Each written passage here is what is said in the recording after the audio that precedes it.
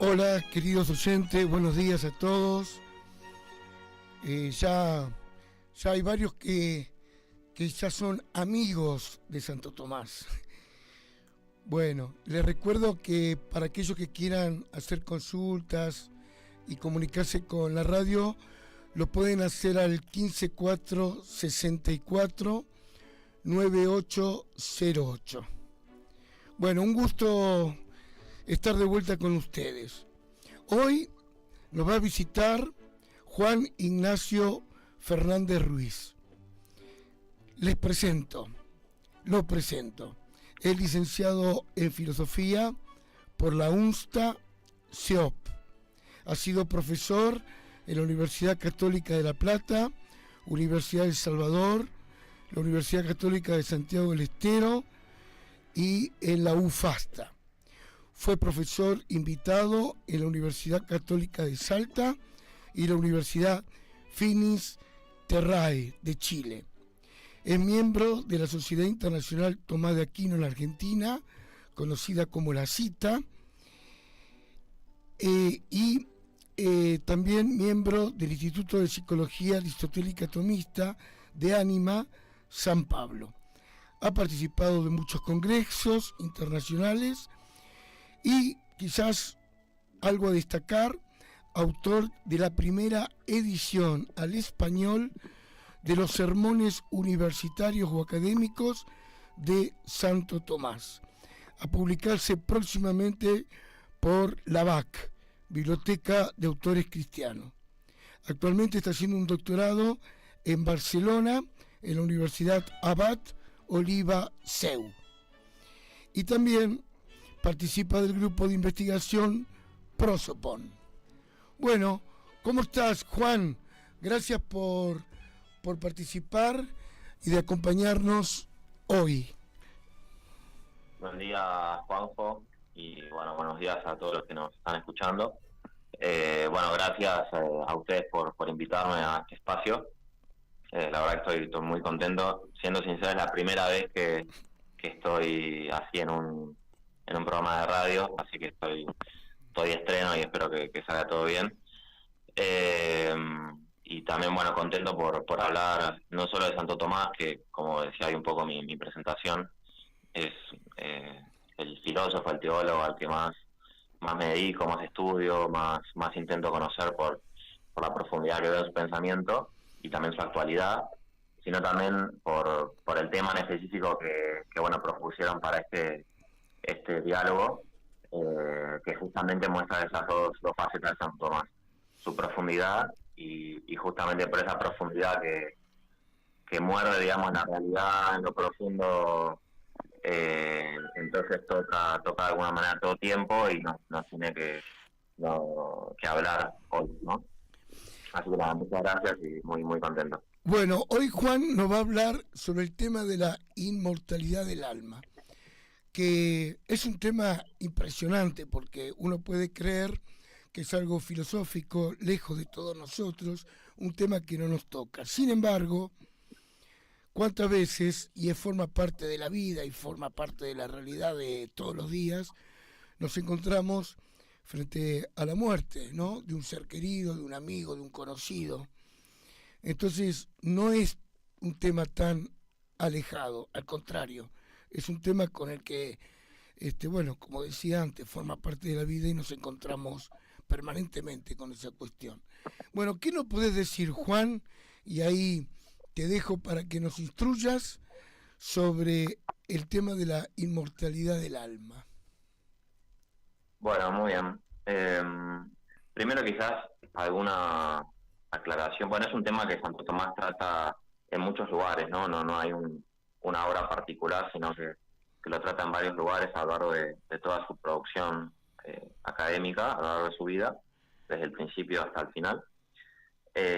Quizás una aclaración terminológica, se puede hablar de inmortalidad del alma, se puede hablar de incorruptibilidad del alma. Hay un autor del siglo XX, Joseph Pieper, que quizás conozcan, que rechaza, por ejemplo, esta expresión inmortalidad del alma porque él dice que la mortalidad o la inmortalidad es del hombre y no de una parte del hombre. pero bueno, creo que podemos usar ese sentido, ¿no? Eh, También es una verdad, digamos, que, por ejemplo, los católicos y en sentido más amplio los cristianos tienen por cierta. Es una verdad definida en el siglo XVI por el Concilio Lateranense V, pero no es solamente una cuestión teológica, una cuestión de fe, de revelación o de alguna religión particular, sino que es una verdad demostrable racionalmente, ¿no? Desde la filosofía. Esto es algo que bueno, no todos admiten, pero podemos, yo creo que sí, que se pueden ofrecer argumentos sin apelar a la fe, a la creencia, que nos lleven a afirmar que el alma humana es inmortal, ¿no? De hecho, bueno, es un poco lo que se ve en la historia de la filosofía, ¿no? Desde el principio de la filosofía, si uno va, por ejemplo, a Platón, en el Fedón, ese famoso diálogo, Platón, bueno, ofrece argumentaciones para mostrar que el alma humana es inmortal. Bueno, él tiene una posición particular respecto del alma, pero lo que digo es que ya es un tema previo a la revelación y que acompaña toda la historia, ¿no? de la humanidad. Pensar sobre quiénes somos nosotros, cuál es nuestra identidad más profunda, qué relación tenemos con la vida en general, con el sentido de nuestra vida y con la muerte y lo que está más allá de la muerte. Son preguntas que hacen a la misma admiración del hombre por sí mismo, la realidad, y que lo llevan naturalmente a reflexionar, ¿no? De una manera filosófica, teológica. Entonces, como decías vos al principio, no es un tema que parece alejado, pero en el fondo hunde sus raíces en las inquietudes más profundas del corazón. Y bueno, creo que Santo Tomás es un gran guía para pensar estos temas. Entonces, bueno, vamos a decir un poco qué es lo que sostiene él. La primera aclaración que querría decir es que, claro, cuando uno habla de alma, hoy en día, en el siglo XXI, se le viene todo un imaginario que no estaba presente en la mente de un Aristóteles, o un Santo Tomás, o un San Agustín, ¿no? Hoy en día, cuando uno dice alma, ya se le viene en la cabeza una especie de entidad preternatural, fantasmagórica, ¿no? Una especie de fantasma que habitaría dentro de nosotros, ¿no? Una cosa así. O directamente piensa que es una cuestión religiosa, o sea, o crees que hay un alma o no crees que hay un alma, pero depende de la fe. Bueno, de entrada yo intentaría como que cada uno que esté escuchando y más o menos tenga estas imágenes en la cabeza haga un intento de depuración, digamos, porque no es de lo que históricamente se ha hablado cuando se trata del alma, ¿no? La noción está tomada, si vamos a Aristóteles, más bien del mundo físico, o sea, se trata de una realidad natural, no de algo que está más allá, en un espacio, vaya a saber en dónde está. Sino que Aristóteles habla del alma a partir de la experiencia de los seres vivos, ¿no? De hecho, en latín, anima, que es de donde viene nuestra palabra alma, anima, en latín, es justamente lo que anima a una cosa, ¿no? Lo que le da vida. Aquello por lo que una realidad se mueve por sí misma, ¿no? Que eso significa que esté viva, que pueda ejercer operaciones por cuenta propia, digamos. Una planta, por ejemplo, o una semilla que yo siembro en una tierra fértil con las condiciones suficientes como para que pueda crecer, bueno, naturalmente por sí misma va a empezar por su vitalidad a arraigar, a tomar los nutrientes de la tierra, a aumentar, a crecer y en última instancia a dar frutos y a reproducirse, ¿no? Bueno, y aquello por lo que en última instancia un viviente puede hacer eso es porque está animado, porque tiene alma, ¿no? Entonces ya acá parece curioso que, claro, una planta tiene alma para Aristóteles, una cucaracha tiene alma para Aristóteles, y no así, por ejemplo, un ángel, ¿no? Entonces, hoy en día nos parecería quizás más cercano decir que un ángel tiene alma, pero para Santo Tomás un ángel no tiene alma simplemente porque no anima a ninguna materia, porque el ángel es inmaterial, ¿no? En cambio sí tiene alma, una realidad animada como un perro, un gato o el mismo ser humano, ¿no? En griego, alma se dice psique, de ahí viene psicología, ¿no? Que estudia justamente el alma tanto, bueno, se supone que tanto de las plantas como de los animales, pero hoy en día la psicología es más restringida al ámbito humano, ¿no? Bueno, esto me parece importante como para enmarcar un poco de qué estamos hablando. No es algo así preternatural, sino que es un principio constitutivo de cierto tipo de realidades naturales como son los seres vivos, ¿no? Clarísimo. Ya sean plantas, sean animales o sea el ser humano. Justamente Aristóteles da dos definiciones de alma y una que bueno, quizás es muy fácil para que nosotros entendamos, es que el alma es sencillamente aquello por lo que en primer lugar o en última instancia, ¿no? Fundamentalmente una realidad tiene vida, Claro. tiene sensación y puede pensar, ¿no? Incluyendo a todos los seres vivos. Entonces, el alma es aquello por lo que nosotros, los seres humanos, estamos vivos y podemos sentir, podemos pensar, podemos respirar, ¿no? Nosotros podemos respirar por los pulmones, pero en última instancia porque tenemos vida, ¿no? Bueno, esto me parecía como una aclaración central. Ahora, yendo más a el tema que nos ocupa, claro, la pregunta está si este principio que Aristóteles llama la forma sustancial, ¿no? del hombre, que es el alma humana, aquello que estructura al cuerpo humano y lo hace vivo y le da toda la dinamicidad de sus órganos y demás, sí es inmortal, ¿no? De entrada parecería que no, porque en general las almas que nosotros experimentamos en el mundo físico no tienen ser, o sea, no perviven al corromperse el viviente, ¿no? Cuando el perro se va corrompiendo naturalmente por su materia y se termina muriendo, bueno, nada del perro queda perviviendo, ¿no? Claro. Pero el caso del alma humana parecería ser especial, ¿no? Entonces, acá creo que antes de decir quizás un argumento más de forma clara que ofrece Santo Tomás o que podríamos tomar de varios argumentos que toma Santo Tomás para intentar demostrar que el alma humana es inmortal, hay que decir como una cosa previa de la que depende un poco todo lo demás, que es el hecho de que el alma humana no solo es aquello por lo que el hombre tiene ser y tiene vida, sino que ella misma también tiene ser y tiene vida por sí misma, ¿no? En términos más técnicos, digamos, de la letra de Santo Tomás, él dice que el alma humana es una forma subsistente, o sea, es algo o un principio que subsiste por sí mismo, tiene ser por sí mismo. Esto no pasa, como digo, en el resto de las cosas,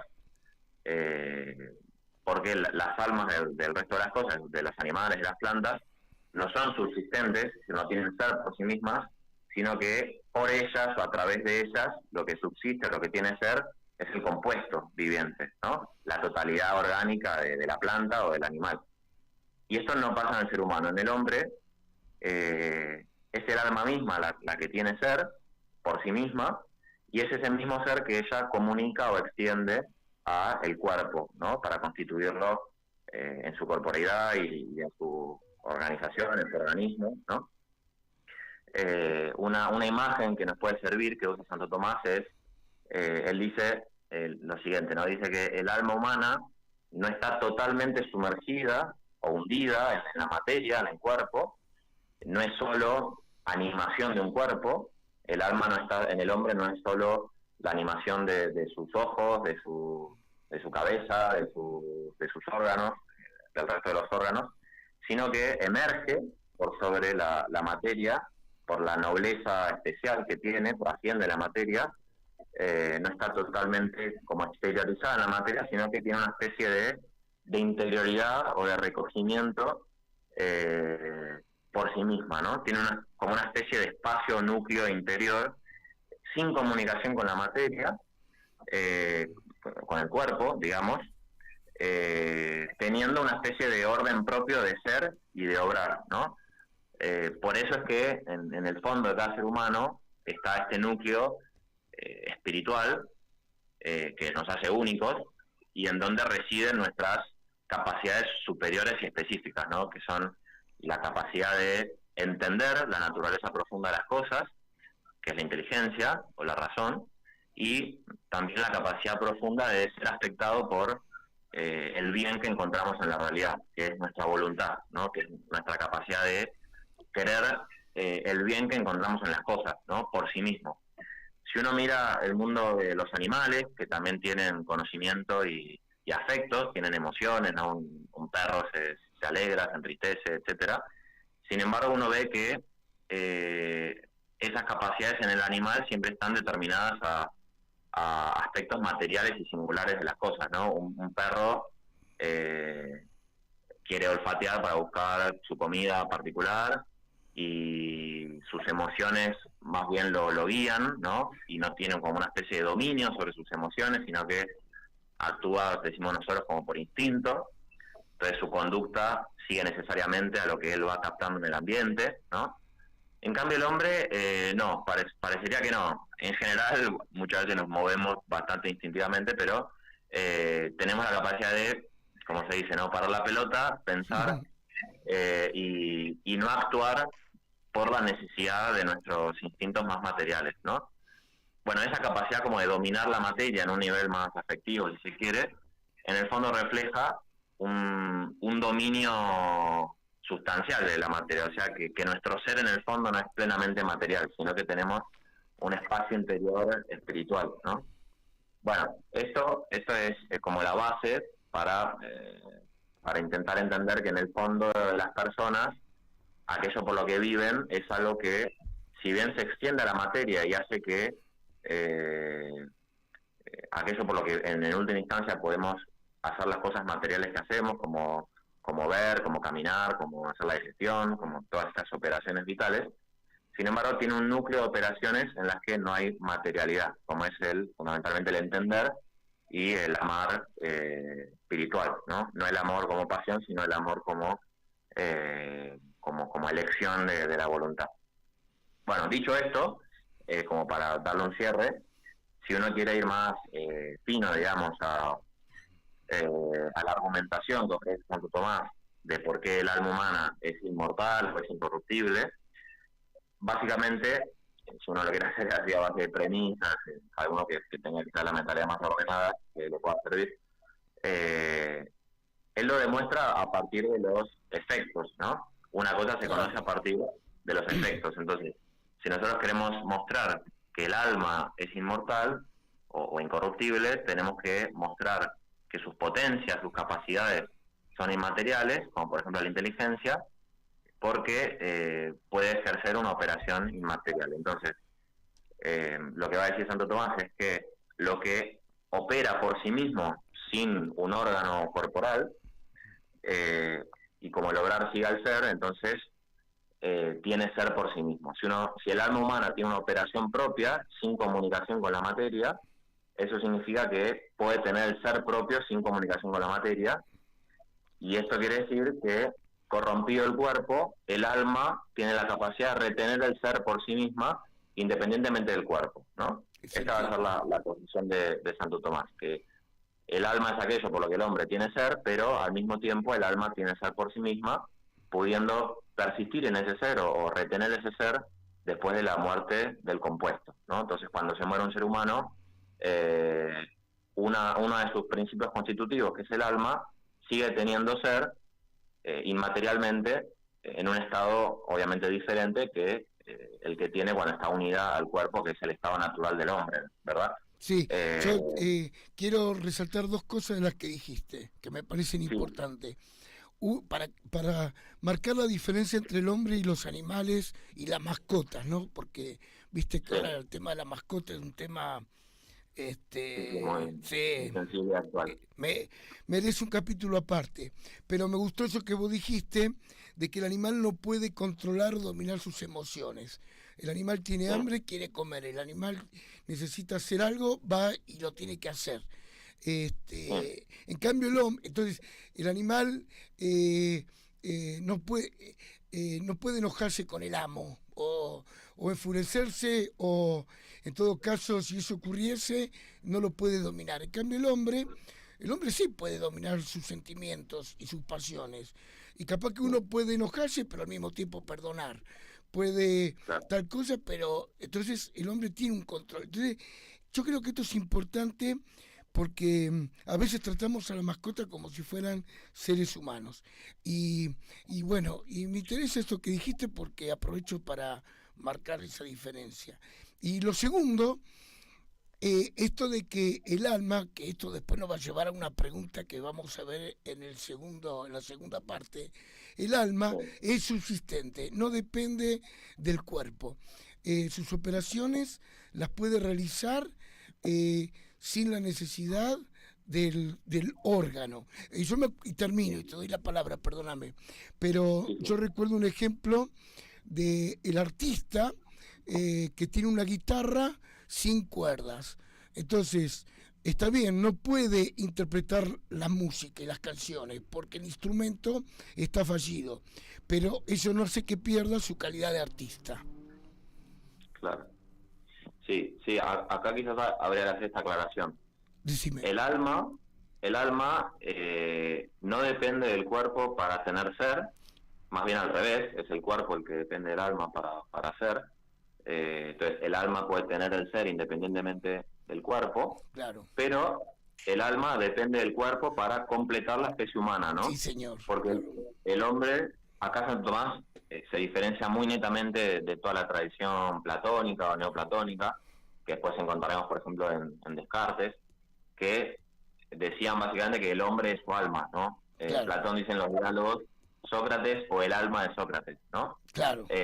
Entonces, Santo Tomás para nada quiere decir eso, ¿no? Para él es un dato de experiencia que el cuerpo es un componente esencial de nuestra naturaleza, y que Exacto. toda la persona humana es corpórea, ¿no?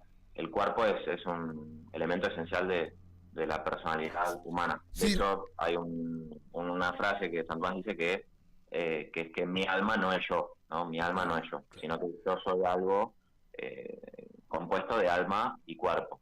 Entonces, Corregime, sí corregi, necesitamos el cuerpo para ser el, perfectamente hombre, ¿no? sí, corregime si me equivoco. El estado natural del alma es dar vida a un cuerpo. Si no Sí, estuviera dando la vida a un cuerpo, no sería una situación antinatural, pero sí sería anatural. sí, sí, sí, sí. De hecho, hay una frase de las cuestiones disputadas de potencia de Santo Tomás que cita a Joseph Pieper, un autor que ya Sí, mencionamos al principio, donde Santo Tomás dice que, claro, como cada cosa da gloria a Dios en su estado natural, el alma separada del cuerpo, por más que sea totalmente espiritual, da menos gloria a Dios o refleja claro. menos Mira la vos. perfección divina que unida al cuerpo, ¿no? Mm. Entonces, esto nos hace como, de vuelta, como chocar un poco los prejuicios que tenemos de parecería que, claro, una realidad así totalmente espiritual es algo mejor, más perfecto. Bueno, pero depende, si esa realidad ha sido creada para ser totalmente espiritual, como en el caso de un ángel, en ese caso sí, pero el alma humana, por más que sea espiritual en su fondo más profundo, sin embargo, tiene una tendencia a animar un cuerpo y estar unido a un cuerpo, ¿no? Por eso dice Santo Tomás que el alma separada no es persona, porque la persona humana es la totalidad de alma y cuerpo. Sí. Eh, entonces, bueno, este es un tema que últimamente ha dado debate sobre el estado del alma separada y demás, pero bueno, clásicamente Santo Tomás sostiene eso, ¿no? Que la persona humana es alma y cuerpo, y el alma separada, aunque mantenga el ser al no tener la naturaleza completa, sino que es parte de la especie humana, entonces no es la totalidad de la persona, ¿no? Eh, Eso no quiere decir que podamos decir que el alma es lo más principal de la persona. Eso sí, el cuerpo es algo esencial de quienes somos, pero no es lo que máximamente somos, ¿no? Sino que ya desde Aristóteles, que nadie lo puede criticar así de platónico, qué sé yo, que el intelecto es principalmente el hombre, ¿no? El hombre es principalmente su intelecto, porque cada cosa es lo que tiene de más profundo y elevado, ¿no? Y en el hombre lo que dice Aristóteles, además de divino, es la inteligencia, ¿no? Entonces eso es, en última instancia, lo que somos. Pero bueno, si querés para cerrar, puedo decir que de entre las pruebas, digamos, que ofrece Santo Tomás a lo largo de su obra para intentar demostrar que el alma humana es inmaterial, yo quería destacar dos simplemente, como para no ser muy largo.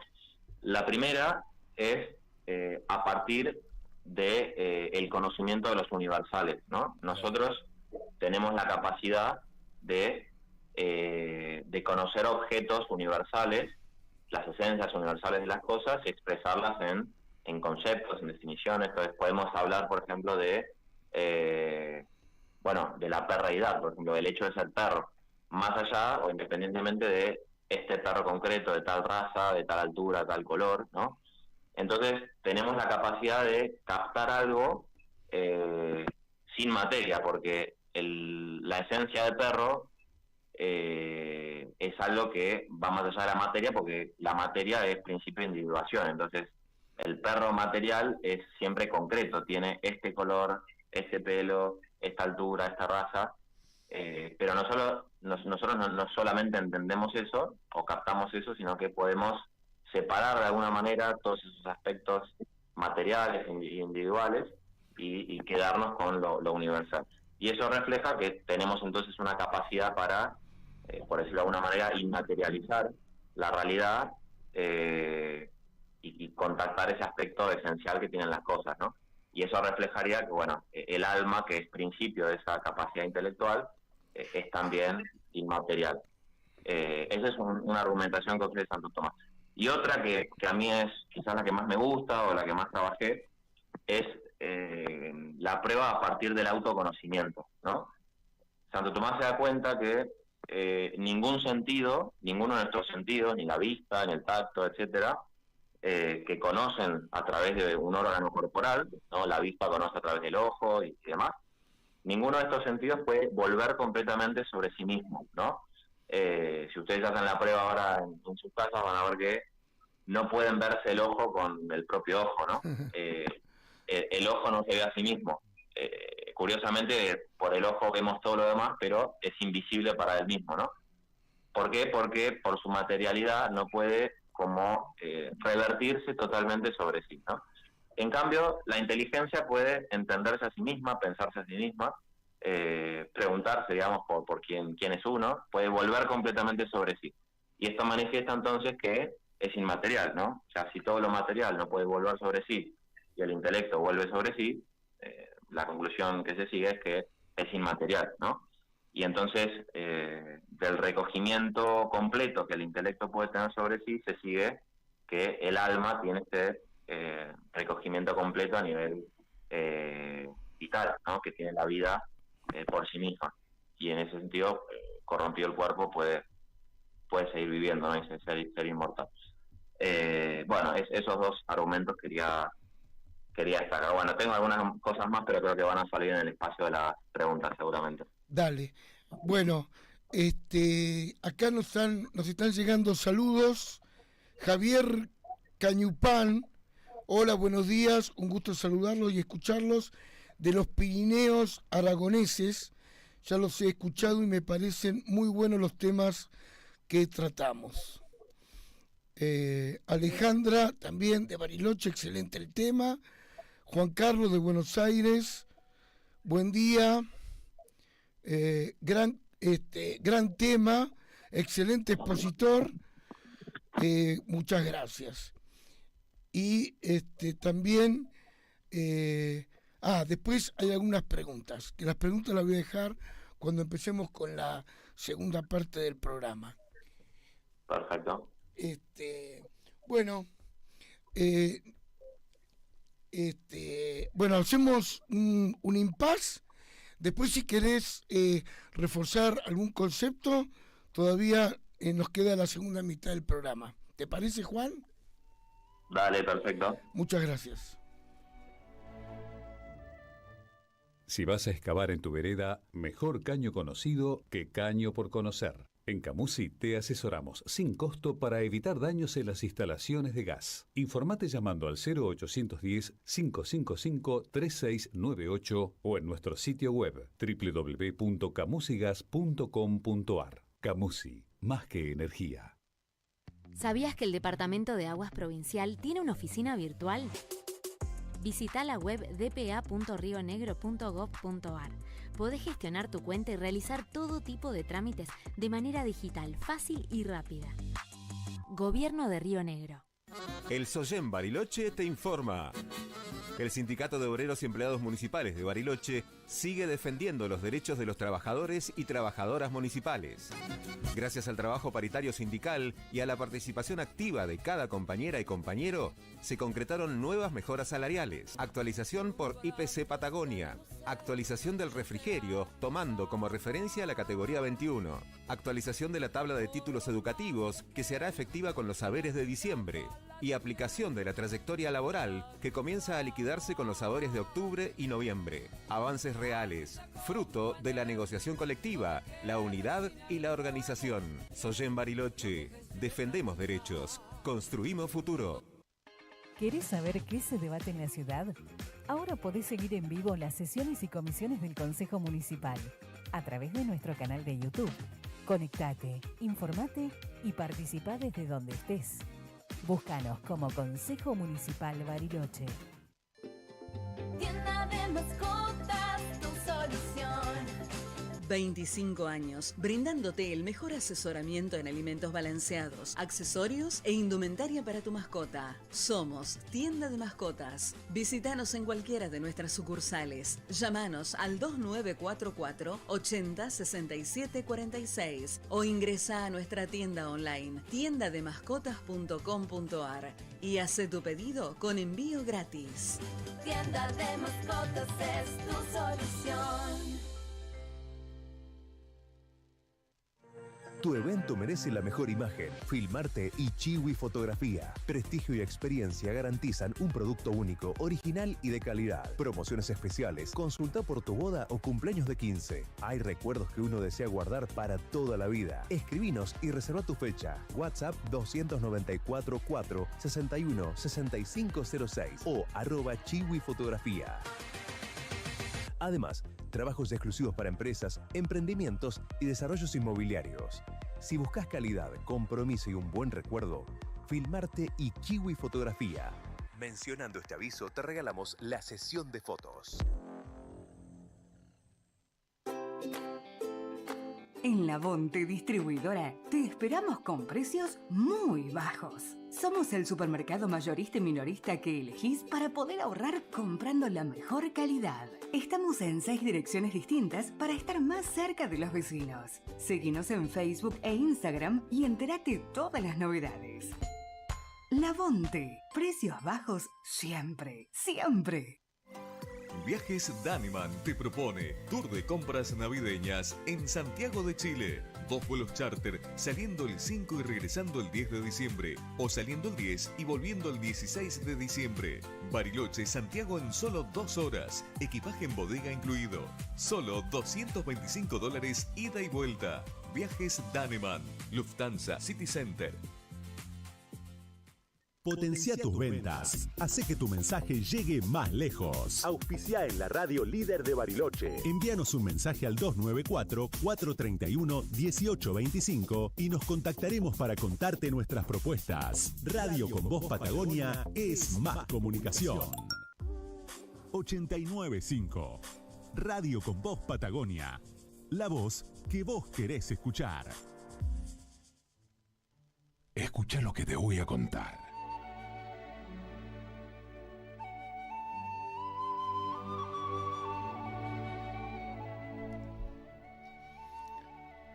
Bueno, Juan, volvemos. Acá, antes de ir a las preguntas, que hay otro saludo que llega de Ileana Cabrera y Roberto, desde Jujuy. Hermoso el programa de hoy. Bueno, acá mi amigo Sergio de Tango Querido, que es el programa que sigue a continuación, me trajo torta frita. Así que yo como torta frita y tomo mate. y a vos te Yo toca... con el mate te estoy acompañando, pero bueno, ojalá tuviera que pasar acá. Bueno, te voy a empezar a bombardear con las preguntas. Dale. A ver, vamos a la primera. Otras religiones creen en la reencarnación como forma de purificación y perfeccionamiento. ¿Puede asemejarse ese concepto a un estado de purgatorio? ¿Que el alma vuelve a nacer y se va perfeccionando en este mundo material tan lleno de maldad hasta que evoluciona y vuelve al estado de gracia celestial? Esa es la pregunta. Ok. Bueno, ese es un tema también que está desde la antigüedad, ¿no? Ya Platón, por ejemplo, siguiendo a los pitagóricos, la escuela pitagórica, afirmaban eso, que hay lo que se llama la transmigración de las almas, o sea que las almas, no solo la humana, pero bueno, en particular la humana, va como rotando sucesivamente de cuerpos en cuerpos, no solamente humanos, sino también de otro tipo, es decir, que se vuelve a encarnar en otra carne humana o otra especie, ¿no? Que es también una tesis que está asumida, por ejemplo, sobre todo en el mundo oriental, ¿no? Las religiones más de ese estilo. Pero bueno, es una posición que tanto Aristóteles como Santo Tomás, siguiéndolo, y toda la tradición cristiana, ¿no? Rechaza plenamente, primero por una cuestión teológica, pero también hay argumentos filosóficos, ¿no? Yo diría lo siguiente. Santo Tomás ve que, primero, él dice que el cuerpo se ordena al alma, y está el cuerpo en orden al alma, y no al revés, no es el alma la que se ordena al cuerpo, ¿no? El alma es causa final del cuerpo, en cierto sentido. Entonces, esto significa que, como dice Santo Tomás, cada alma tiene una proporción o una medida, está como conmensurada o proporcionada a cierto cuerpo específico, es decir, cierto cuerpo que tiene que ser de tal manera para que aquel tipo de entidad o ser vivo con esa alma pueda ejercer sus operaciones específicas y propias, ¿no? Entonces, un alma humana que en última instancia está hecha para entender, que esa es nuestra operación más específica, por la que nos distinguimos de los demás, necesita un cuerpo que pueda sentir, o sea que pueda ofrecerle a la inteligencia las imágenes particulares de las cosas que nosotros recogemos a partir de los sentidos, para que pueda entender. Entonces, un alma humana está hecha proporcionadamente a este cuerpo que tenemos nosotros, ¿no? Entonces, si uno dijera que el alma, después de morirse, se puede encarnar en otra cosa, es como que no entendería esa tendencia natural que tiene el alma a estar unida a cierto tipo de cuerpo orgánico particular, ¿no? Si ponemos una imagen, es como si dijéramos que uno le quisiera poner el motor de una Fórmula 1 a un fitito, qué sé yo. Claro. Explotaría, ¿no? Entonces, el alma humana es demasiado grande como para unirse a cualquier tipo de materia, ¿no? El alma no puede animar cualquier tipo de cosa, sino que está hecha para animar cierto tipo de organismo. Ahora, otro punto que sí se puede destacar es que es cierto que la tradición cristiana, pero esto ya es ámbito más de fe, aunque repito, Platón habla del cielo, el infierno, el purgatorio, en cierto sentido, pero bueno, si nos venimos a la revelación, claro, el alma separada, que ya entra, digamos, en la etapa del juicio particular, el juicio, digamos, para entrar en el cielo, en el infierno o en el purgatorio. Bueno, sí existe esa etapa purificativa, pero no se hace, no es que para purificar Dios nos manda de vuelta a la tierra bajo otro tipo de vida o algo así, sino que la purificación se hace en otro tipo de estado, ¿no? Pero y se hace teniendo en cuenta lo que se hizo con este cuerpo particular. Por eso, o sea, si uno tuviera que purificarse con otro cuerpo sería injusto, ¿no? Porque ese cuerpo no, a través de ese cuerpo no se hizo nada. Está claro. Bueno, eso básicamente podría decir. Sí, muy bien, clarísimo. Esa pregunta nos las acercó Julia, de acá de Bariloche. Otra pregunta de Eduardo Cubertino, de Córdoba. Entiendo que hay disputas y falta de comprensión respecto a la infusión del alma en un niño que aún no ha nacido. ¿Podría aclarar este tema según los aportes de la Quinate? Sí, bueno, sí, este es un tema, sí, como debatido en Santo Tomás. De hecho, no faltó un abortista que se ha querido apoyar en Santo Tomás para no solo defender el aborto, sino defender que la Iglesia podría ya defender el aborto o algo por el estilo. A ver, lo que pasa es que Santo Tomás, como buen científico y realista y abierto con sinceridad a los descubrimientos científicos de su época, él seguía muy fielmente la embriología aristotélica, ¿no? O sea, en el siglo XIII todavía se seguía usando básicamente la embriología que aparece en los textos naturales de Aristóteles. Y entonces lo que dice Santo Tomás, básicamente, intentando ser coherente con el estado científico de su época, es que la animación, o sea, la infusión del alma en un embrión, se da de manera sucesiva y, como se dice a veces, retardada, ¿no? Es decir, que en el primer instante de la concepción no se daría la infusión del alma racional, sino que primero se pasaría por una etapa de presencia de alma vegetativa, después de alma sensitiva, y a los, de Santo Tomás, algo así como los 45 días o 60 días, se infundiría el alma racional, ¿no? Eso es lo que dice Santo Tomás, teniendo en cuenta la física de su época.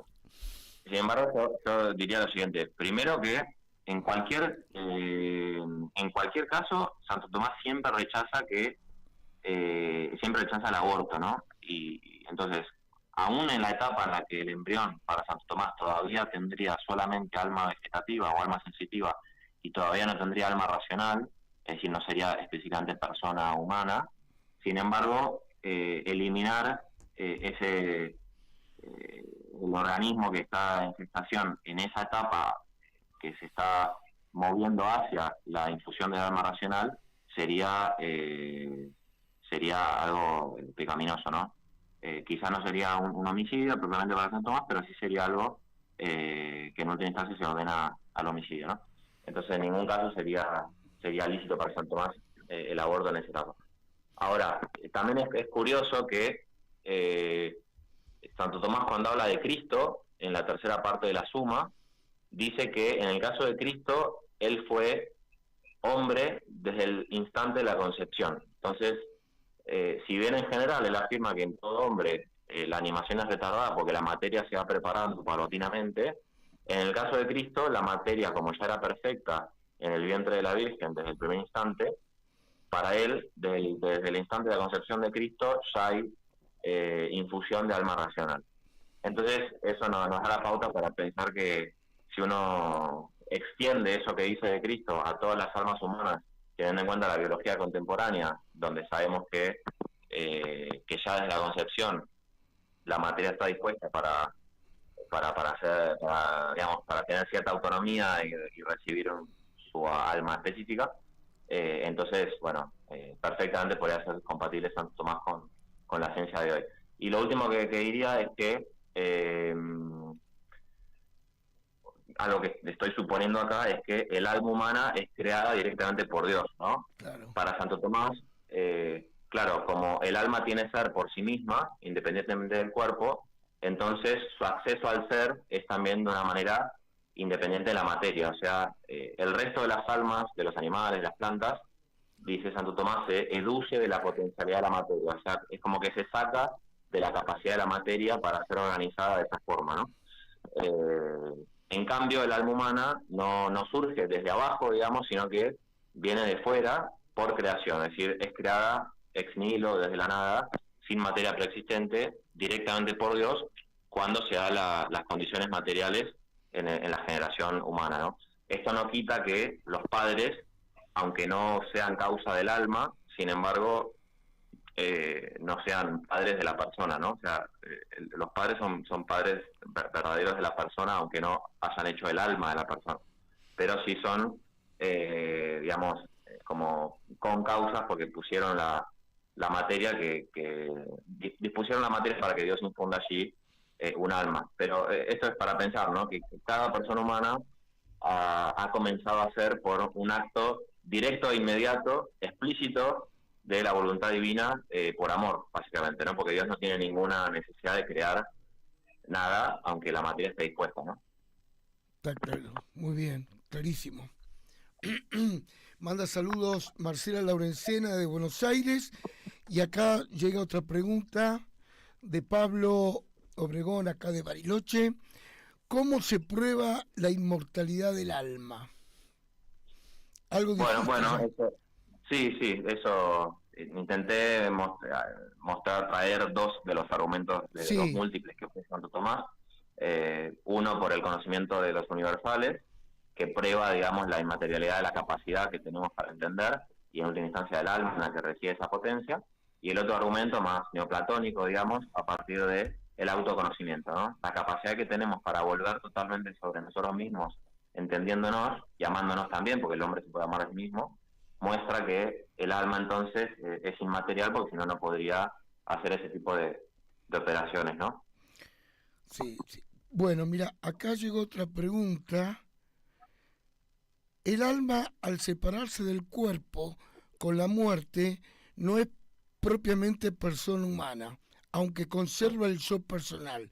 Entonces, ¿qué es? Pregunta Juan Carlos. Bien, bueno, buena pregunta. De hecho, yo les decía que hace unas décadas surgió como un debate respecto a este tema, donde hay posturas que dicen que el alma separada es persona, otras que dicen que no, otras que dicen que Santo Tomás explícitamente dice que no, pero según los principios tomistas se puede decir que sí. Bueno, hay como todo un revival de este tema que no tenía discusión antes, digamos, en la tradición tomista clásica. Pero bueno, lo que yo diría es que, claro, el alma humana, si bien tiene subsistencia, sin embargo no tiene la naturaleza completa. Entonces, la persona humana, que como sabemos Santo Tomás toma la definición de Boecio, ¿no? Sustancia individual de naturaleza racional.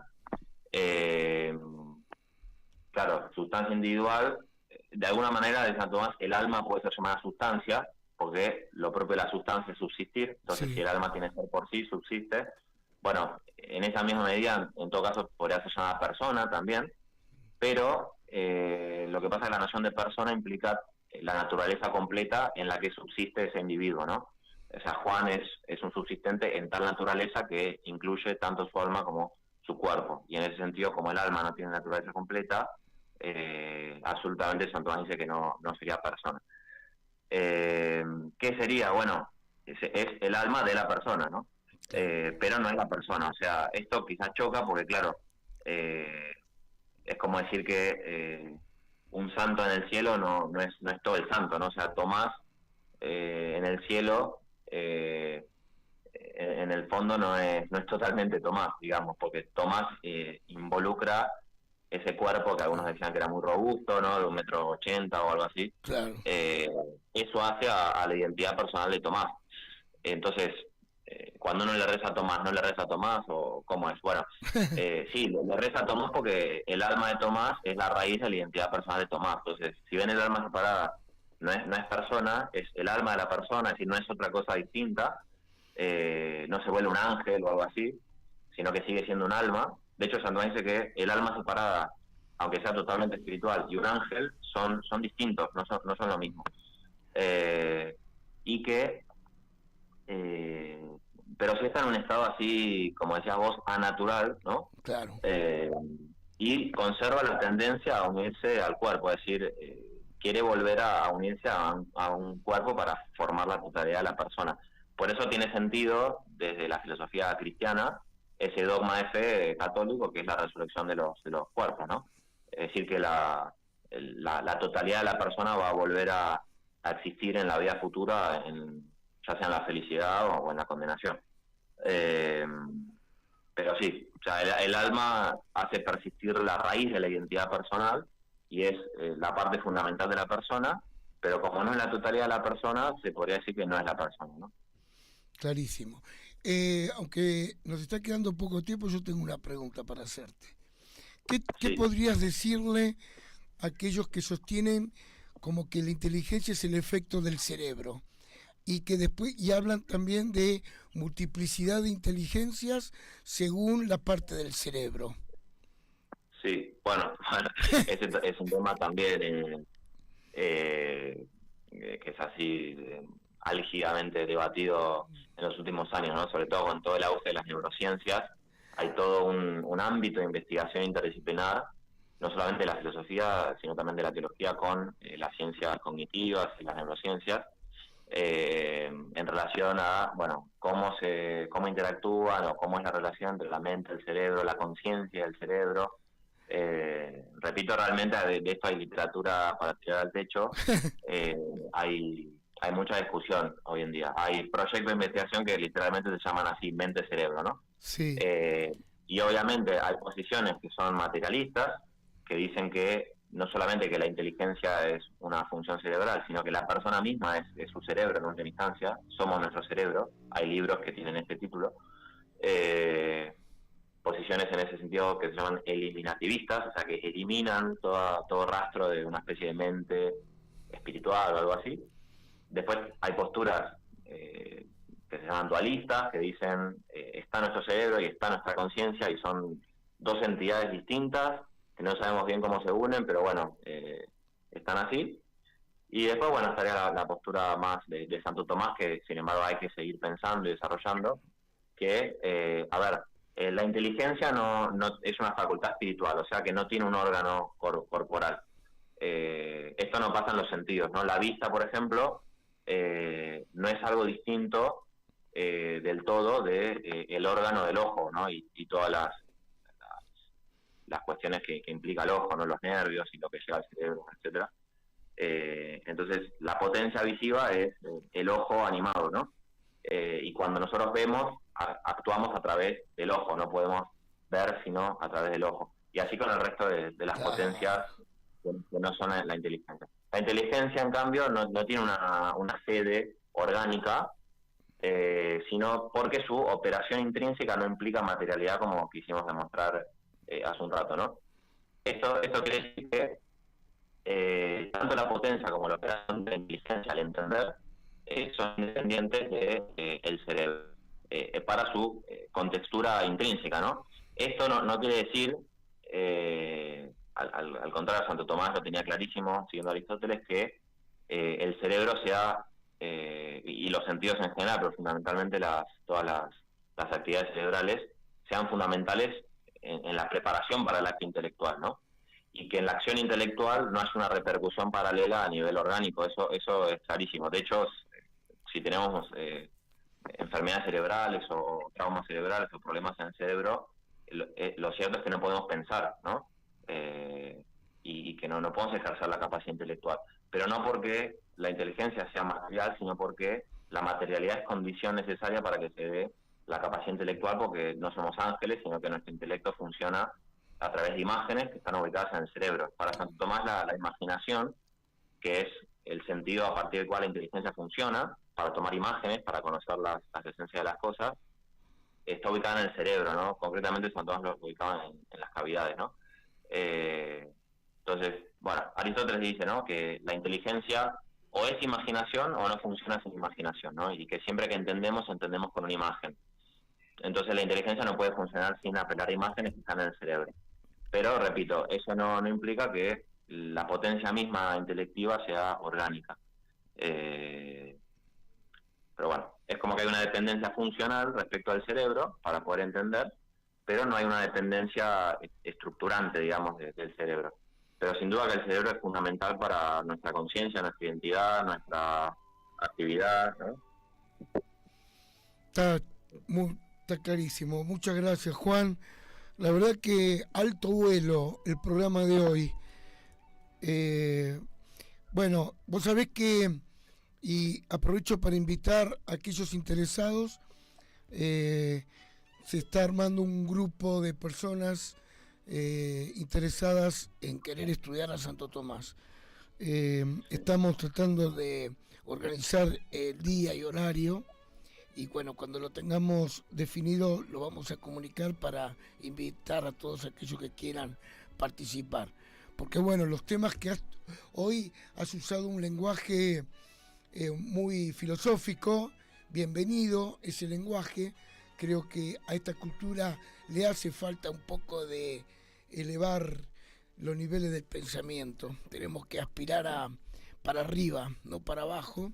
Y bueno, creo que está bueno que así sea. Juan, estoy muy agradecido. Por supuesto que te voy a volver a invitar. Igual la lista es larga de invitados, pero me encantaría volver a contar contigo. ¿Cuándo te vas para España? El 12 de noviembre vuelvo a España. Bueno, te deseamos lo mejor para tu estudio, tu doctorado, y nuevamente muchas gracias. Bueno, gracias a vos por invitarme de vuelta y a todos por escuchar los saludos y bueno, las preguntas también, ¿no? Gracias, Juan. Muchas gracias. Bueno, un saludo.